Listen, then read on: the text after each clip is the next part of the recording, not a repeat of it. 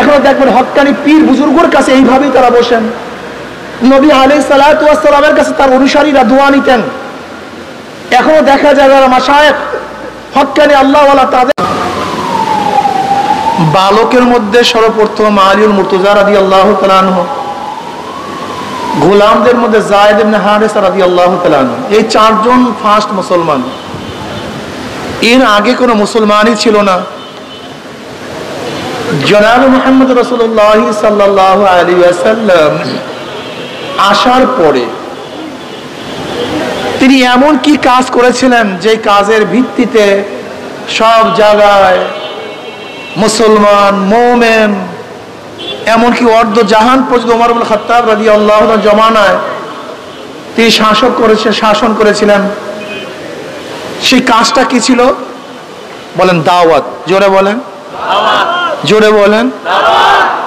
এই দাওয়াতের মাধ্যমে জনাব মুহাম্মদ রাসূলুল্লাহ সাল্লাল্লাহু আলাইহি ওয়াসাল্লাম মানুষদেরকে দিনদার নেককার বানিয়েছিলেন। তা আপনার আমার কাজ কি হওয়া উচিত? দাওয়াত হওয়া উচিত।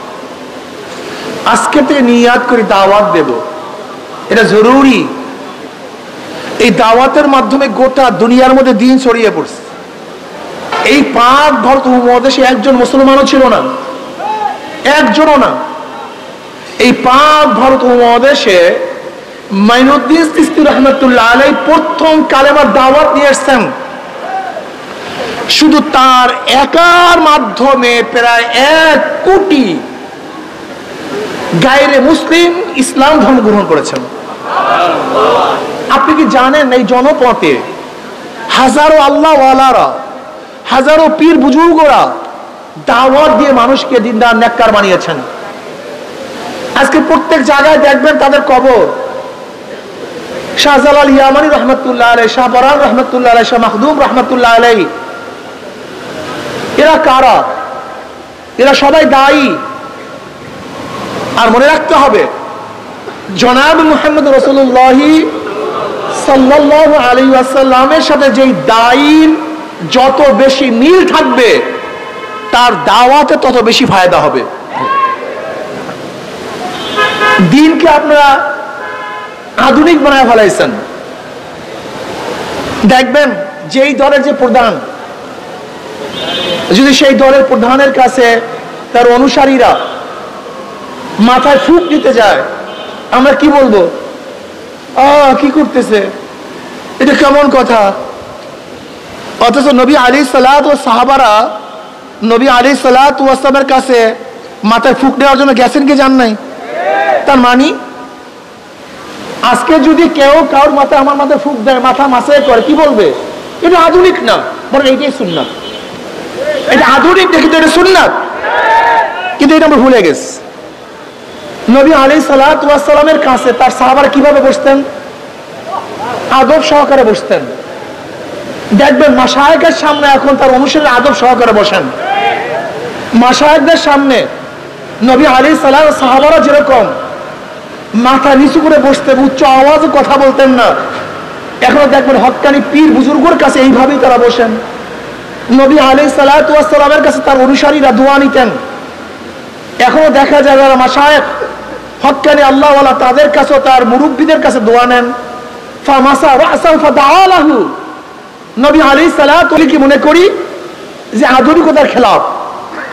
নবী আলাইহিস সালাতু ওয়াস সালামের দরবারে এমন কিছু লোক ছিল যাদের মাথা ছিল এলোমেলো, যাদের পোশাকগুলি ছিল জীর্ণ শীর্ণ, যাদের চেহারার মধ্যে রং ছিল না, ঢং ছিল না। এমনকি নবী আলাইহিস সালাতু ওয়াস খাস লোকগুলি এমন ছিল, বড় লোকের দরজার কাছে গেলে বড় লোকের দরজা খুলতো না। ভদ্র পরিবারে যদি বিবাহের জন্য প্রস্তাব দেওয়া হতো, তাহলে ভদ্র পরিবারের লোকগুলি তাদের কাছে তাদের মেয়ে বিবাহ দিত না। এরকম জীর্ণ শীর্ণ লোক ছিল নবী আলাইহিস সালাতু ওয়াস দরবারে। কিন্তু এখন যদি কোনো জীর্ণ শীর্ণ লোক, যাদের চুল এলোমেলো, পরিপাটি না, জামা কাপড় সেরকম স্বচ্ছ না, সুন্দর না, আমরা তাকে দূরে ঠেলে দেই। কিন্তু জনাব মুহাম্মদ রাসূলুল্লাহ সাল্লাল্লাহু আলাইহি ওয়াসাল্লামের কাছে এই লোকগুলি সবচেয়ে দামি ছিল। যেই মাজলিসের মধ্যে, যে জামাতের মধ্যে এরকম কিছু লোক থাকবে না, তাহলে কি মনে করতে হবে? নবী আলাইহিস সালাতু ওয়াস সালামের পুরো সাহাবার জামাতের সাথে তাদের পূর্ণাঙ্গ মিল নেই। নবী আলাইহিস সালাতু ওয়াস সাহাবাদের মধ্যে এরকম কিছু লোক ছিল যারা ভয়ে,